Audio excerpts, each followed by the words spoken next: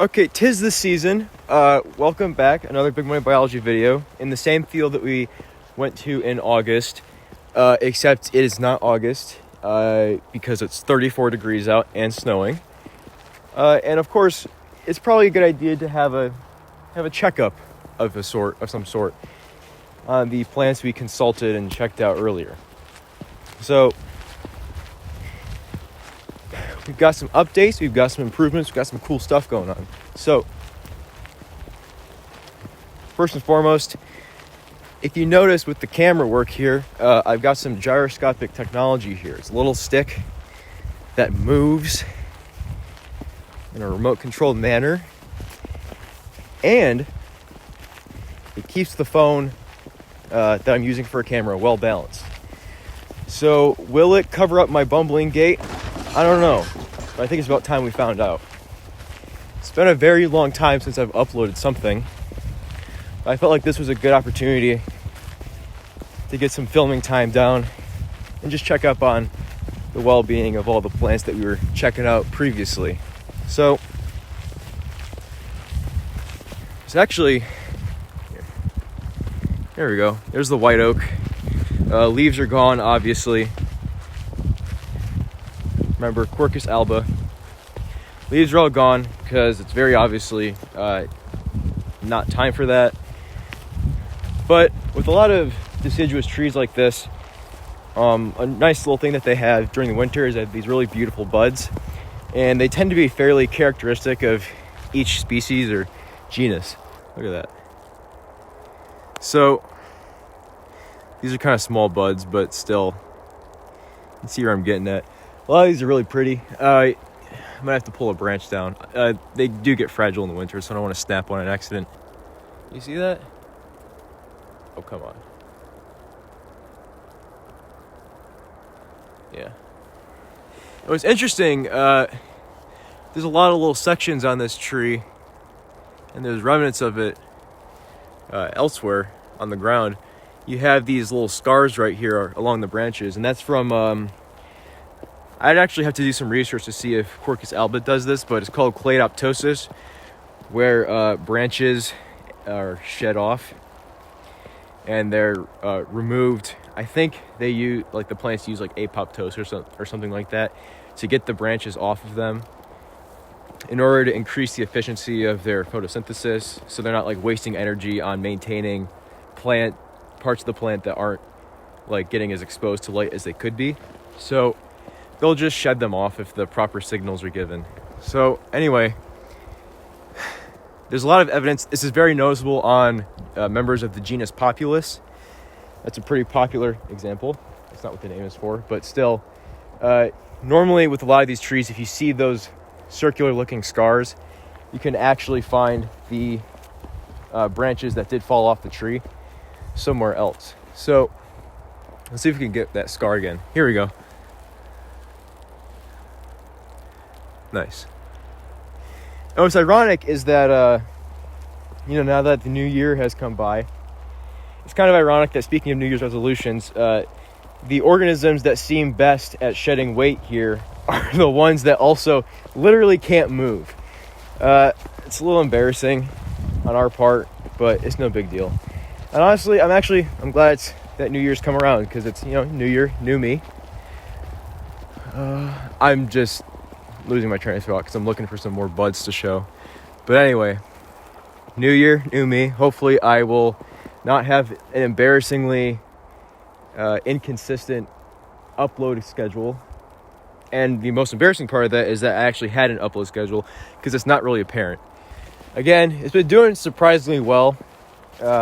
Some stuff will break off. It's not that... I kind of made that a little dramatic, but it doesn't matter at all. I did have to gather some sticks up just because they fell off. I don't know if some water was caught in the xylem and it froze, expanded, and snapped a branch or two. I don't know. I shouldn't be this excited. Okay, you see this? I love plants that do Clade. They make classifying them so much easier. They literally give you a branch to look at. It's so nice. Anyway, you see, this is like a typical classic This is definitely not caused by like wind snapping a branch or a person snapping a branch. This is definitely a very apparent cladoptosis scar. You can see how kind of smooth looking this is. It's very apparent that what happened was the cells or whatever like died, and that whole cladoptosis process occurred to help get that branch off. And you can see here a much better view of the buds of Quercus alba. I don't know if it's apparent, but my lips definitely work way less when it's cold out. So bear with me, please, on that. But again, look at that. Isn't that nice? So make sure we're the same background. You can hear American crows out here. They're like the only birds that make noise this time of year. They're pretty cool, though. They're very smart, too. And actually, I have seen their footprints around here, because I think something that they'll do, there are a bunch of deer out where I live, and they will dig through the snow to try to find, like, semi-fresh greenery. And when they dig through there, I think other animals will follow them around and see if they can get anything that's buried in the ground. But anyway, you can see those Quercus alba buds. Super pretty. I love them. And they have that like glossed over frozen finish on them, and it's really nice. Yeah. And this is just what they look like on the rest of the tree too. It's just that this one got shut off. So anyway, we'll leave that there. But of course, we did talk about another oak tree a couple episodes ago.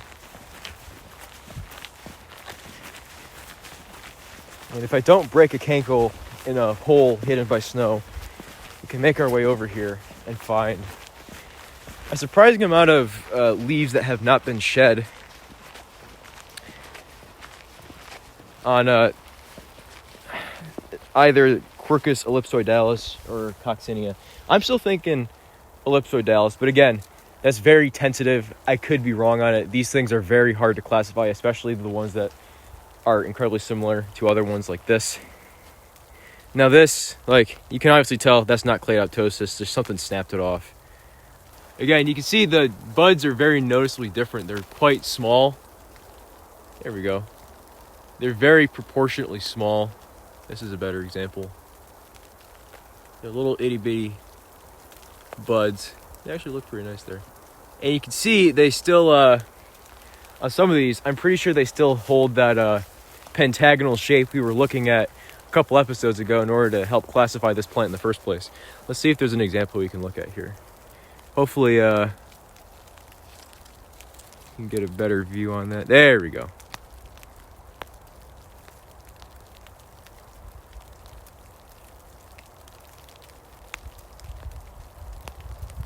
Yeah, that looks like it's about it.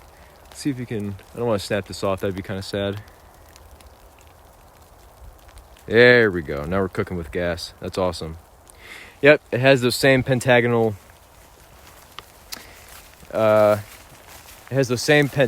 buds in cross section, despite also being a red oak. I actually might make my way back up to the white oak. I'm pretty sure they aren't pentagonal in cross section. I'd have to check that out though. And a lot more cladoptosis on this plant. Here's another branch that has that same type of scar. A lot more cladoptosis on these guys than in the other plants. Yeah, these ones do look a little pentagonal, but obviously these buds are proportionately larger, and these did come off of a red oak, as we were able to tell by the leaf shape. So, well, it is possible that, if I'm interpreting this correctly, this bud shape was convergently evolved. It's still like the combination of the pentagonal buds on the red oak, along with its other traits, are what helps it be classifiable in the first place.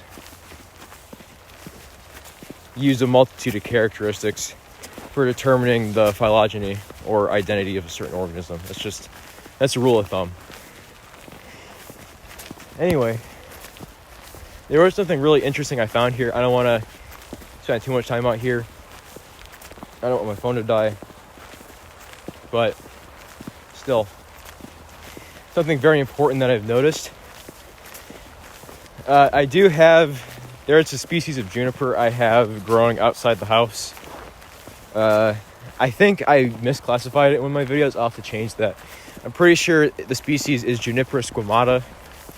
It's native to the Himalayas, like China and Tibet. But what's interesting is that, like, out in the field, I think something's going on with that. So, as I make my way over here, I would like to say that I did attempt to classify what this plant exactly was. All right, so I saw these guys out here a couple days ago, and I was like, oh my gosh, these are giving me Cupressaceae vibes. These got to be in the Cypress family, and boy was I right. I did check these guys out. Let's do some digging here, literally. This actually, despite the fact that it's growing quote-unquote wild out here, it does have a lot of characteristics with the plant that I'm growing in my little garden place out by the house, which leads me to believe that that plant had cones growing on it that got taken out here, which kind of begs the lesson. What you plant out where you live can have serious consequences. Now, I think it should probably be fine, but still, I can't stress providing that lesson enough. I can't stress that concept enough. So, and the reason why I'm thinking it's the same species is you have the needles, they're arranged in whorls of 3. From the top, it kind of looks like 6, but it's very noticeable here. There's 1 right here, and then 2, and then a 3rd one. Oh, you can't see it. And then a 3rd one right there. And that's very typical of Juniperus squamata and other members of Juniperus. But also, another thing you'll note here, if you look really closely, let's see if you can actually get to zoom in all the way. There we go. Oh my gosh, that's awesome. You can actually see there are 2 stripes on each of those needles. Again, very characteristic of Juniperus squamata. And finally, while this is characteristic of most members of Cupressaceae, it's not completely ubiquitous across all of the genus Juniperus. So it's important to note that with these leaves right here, you can actually see they're a special condition called decurrent, where it kind of looks like the leaves are fused with the stem. It's very difficult to tell that they're jointed. You see that? It kind of looks like they're an extension of the stem, like someone literally cut the stem to make a leaf out of these things. And that pretty much, along with some other stuff I looked at, leads me to believe that these are actually like vagrant, dispersed Juniperus squamata plants that came... snow just fell on my phone. These are vagrant Juniperus squamata plants that found their way into here from my house, which means I really should be keeping a very close eye on these. I don't want these things getting out of control. And hopefully, a lot of these, they don't look like they're doing too good, which is probably a good thing. But still, it makes me concerned because I don't know what these things could do to the environment out here. I don't know. I'll keep an eye on them. Hopefully, I can do a summer checkup on these fellows out here. And particularly, oopsies. These guys, I think these guys at least, and then that tree out there, because I hear cranes over there, Sandhill cranes. In case you didn't know, Antigone canadensis, come at me. Anyway, that's a member of the genus Populus. I want to do a checkup on that in the summer when it's easier to classify. They're very obviously from the genus Populus. The leaves are really similar, and because of the petiole shape, and I think also the leaf shape too, they kind of give off trembling aspen vibes, where when the leaves are blowing in the wind, it kind of looks like static TV. It has a very unique look to it. So hopefully I can provide that update for you in the summer. But this in total has just been a little very short, brief wellness check on what exactly is trying to survive out here in this winter, including myself. I'm actually doing okay, in case you were asking. Speaking of invasive species, I actually, not here, but nearby, I found some members of the family Celastraceae. But unfortunately, it wasn't the native Celastrus scandens. It was its close relative, Celastrus orbiculatus, which is an Asian bittersweet, as they call it. And those obviously aren't native to where I live in North America, which is unfortunate, because I was actually interested in finding a member of that family that was native here, but of course that's not true. And I could tell that it wasn't the native American species. It wasn't Celastrus scandens, but rather Celastrus orbiculatus, because it has these interesting looking fruit on the plant. And in scandens, these are distributed at the terminal end of the branch, but in the Asian version that I found, Celastrus orbiculatus, they are dispersed axially along the entire branch of the plant. And the unfortunate thing is, like,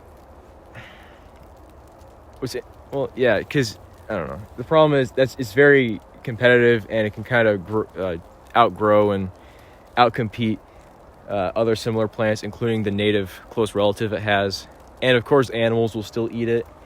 But I'm pretty sure, like a lot of other members of Celastraceae, if not all of them, literally every part of the plant is poisonous. Yeah, but if you do see those, make sure you classify it properly. Make sure it's Celastrus orbiculatus, where the fruit, I think they're red, are along the entire branch and not just terminally at the end of the branch. Make sure it's Celastrus orbiculatus, and keep an eye on those. Maybe report its presence to somebody, like a environmental agency near you, or maybe even just get it out of there yourself and dispose of it. It really shouldn't be there.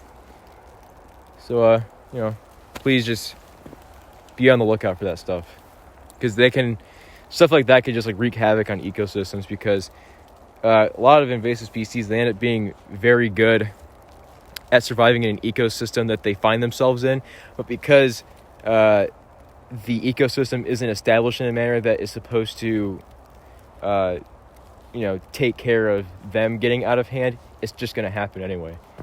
There isn't going to be anything in those ecosystems that is designed to like work off of those invasive species and help suppress their populations, and thus their potentially profound effects that they can have on that ecosystem. And it can kind of ruin a large part of the ecosystem and make it really unstable, and actually potentially drive a lot of organisms to extinction. So do your part, and please stay on the lookout for those things. They can be really bad for the ecosystems that you actually are a part of. So please be careful with that stuff.